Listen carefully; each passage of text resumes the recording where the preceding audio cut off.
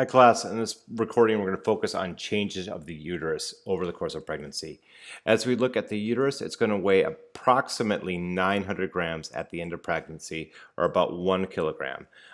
When we look at a non-pregnant uterus or pre-gravid state of the uterus, it's going to be about 50 grams. So there's a dramatic increase, approximately an 18-fold increase in the mass of the uterus.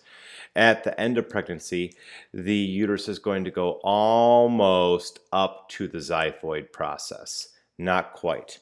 Something that also happens is that the uterus begins to expand anteriorly, causing the woman's abdomen to bulge outward. Many women develop something known as the linea nigra, or the black line over their stomachs or abdomens. And that linea nigra is shown right here. You can see that black line, or that line of extra pigmentation that goes right down the mid-sagittal plane of the woman's abdomen. And then after the woman gives birth, when pregnancy has concluded or resolved itself, and the stomach retracts or the abdomen retracts, the linea nigra oftentimes will go away.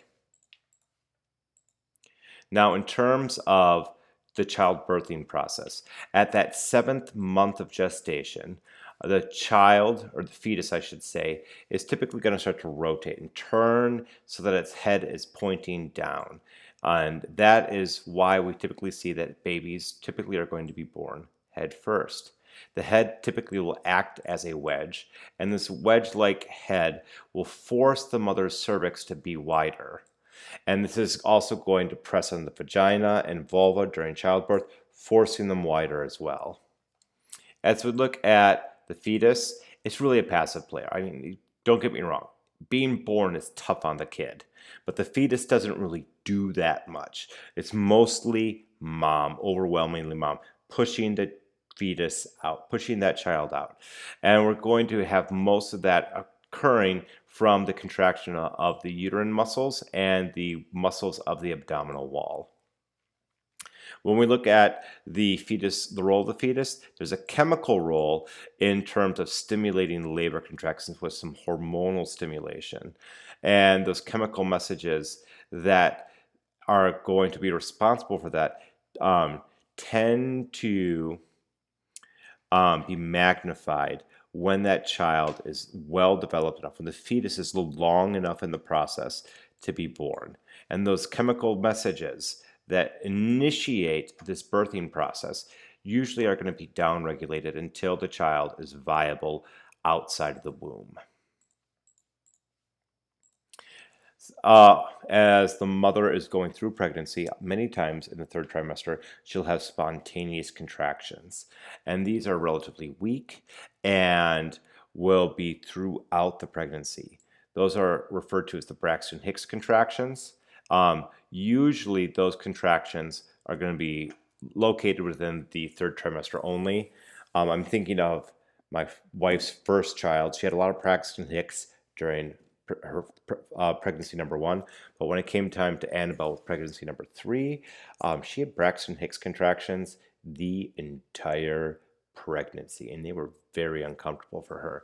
They are referred to as false labor, and they typically, you can think of them as a way of working out the uterus, to get the uterus ready for prime time, for the actual birthing process.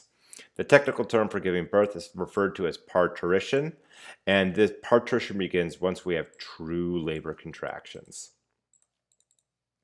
As we look at the role of the hormones, progesterone and estradiol, they tend to balance each other out. Progesterone inhibits uterine contractions, whereas estradiol stimulates uterine contractions. But at the end of pregnancy, we find that there is a downregulation of progesterone concentrations.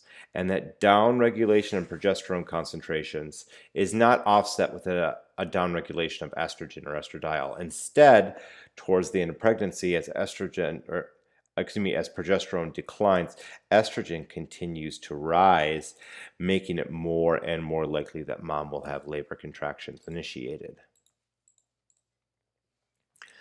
However, the hormone that we typically talk about when it comes to labor contractions is oxytocin. And oxytocin is going to be produced by the hypothalamus, released from the posterior pituitary gland, and the uterus itself, throughout the course of pregnancy, is going to be producing an increasing number of oxytocin receptors. And these oxytocin receptors are going to directly cause the stimulation of the myometrium. So as we have oxytocin flow through the bloodstream to the uterus, that oxytocin will be picked up by the uterus by the oxytocin receptors, and the muscle of the uterus begins to contract. As the muscle of the uterus contracts, it stresses out the child, and the fetal membranes are going to be stimulated to produce prostaglandins. These prostaglandins, in turn, are going to cause the myometrium to contract even more and help to initiate even more labor contractions. As we look at the conceptus, so placenta plus fetus, this is also going to be able to make some of its own chemical stimuli. If the child is stressed out, it'll be producing, or the fetus is stressed out in utero, it produces fetal cortisol, and this is typically going to increase the amount of estrogen that's secreted by the placenta. So if we think about the fetus in utero, if it's being exposed to a stressor event, a lot of times it's because the fetus is growing too large for the uterus. And in response to that stress hormone from the fetus, the placenta will release more estrogen, and estrogen makes uterine contractions more likely. So if the uterus is getting too tight, ultimately what we're looking at is a feedback loop, a cascade of signals that causes the uterus to be more likely to eject the child or the fetus during childbirth. We also find that the pituitary gland of the fetus is going to release oxytocin. Oxytocin from the fetus may also help to upregulate contractions of the uterus by causing those fetal membranes to produce more prostaglandins to cause the uterus to contract even more. It's also thought that just the physical stretching of the uterus as the child grows, as the fetus gets bigger and bigger within the uterus, it causes the uterus to stretch out more, and that can increase the contractility of the smooth muscle, making more contractions more likely. Once those labor contractions begin, those labor contractions are going to be fairly light, and they will be spaced a good chunk of time apart, and there'll be a period of where it's uncomfortable, and then there's a long downtime in between.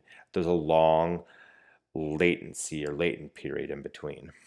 So they're going to typically start out at about 30 minutes apart, but towards the end of labor, they're every 60 seconds or every minute. So as we're looking at how to time contractions, this is just a good life skill to have this down.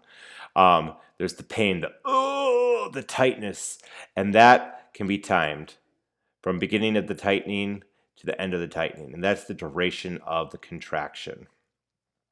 And the time from the beginning of one duration to the beginning of the next duration is known as the frequency interval.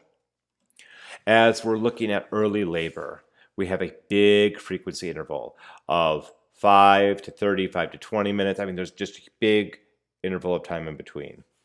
I remember in particular for my wife with child number 1, she started uterine contractions at, I want to say 3 a.m. in the morning. And I remember staggering downstairs and installing a car seat for the first time because I was like, I should get this done. But what really impressed me about my wife was that she went to work and worked a full shift, a full 8 hours as a physical therapist while experiencing early labor. And I remember very specifically, she said, Bob, go to work. I'm no good to you. You're no good to me. Just go to work. And I remember I was trying to teach anatomy and physiology to my students that day, and I just had a heck of a time. I could not focus on class that day. But by that evening, about 5, 6 o'clock, she was in active labor. And the contractions, instead of being 5 to 25 to 30 minutes apart, we were looking at less than 5 minutes apart. And these very strong contractions were occurring within the fundus of the uterus and the body of the uterus. The cervix of the uterus was having very weak contractions, and that's good because we want the cervix to dilate so that the child's head can fit through the cervix and exit through the birth canal. During early labor, mom will typically be dilated between 0 and 6 centimeters. And once mom is past 6 centimeters of dilation, she's now in that active labor stage, which tends to be quite uncomfortable. Something that typically will initiate the beginning of early labor is what's referred to as the bloody show. When the mucus plug is expelled and there's a bunch of blood that exits the vaginal canal. And that is typically going to be the beginning of early labor. And then we're going to have the cervix dilate and the amniotic sac, and child tends to push down, and then the amniotic sac can rupture, and that amniotic sac rupturing is going to have a bunch of fluid flowing out, a bunch of amniotic fluid flow out, and that's known as breaking the water. So these are also some key changes that occur throughout this labor process. Man, we've camped on this slide for a while. Let's move on. So for labor, there's a positive feedback theory or idea behind this. So we have stretching the cervix to induce labor. That's going to trigger a contraction of the body of the uterus, which pushes the fetus down, which causes the cervix to stretch even more, which causes the fetus to be pushed, or the more contractions, more downward pushing, more stretching, more downward contractions, more stretching, just cycles and amplifies. It gets bigger and bigger and bigger. So what you find is that during these early labor stages, it can almost feel kind of good. When you look at these uterine contractions, some women report that during early labor, when there's very light uterine contractions, it feels like the woman is experiencing an orgasmic contraction of the uterus. But it will go from kind of enjoyable to very uncomfortable in a short period of time because of that self-amplifying positive feedback loop, to where it becomes quite painful towards the end.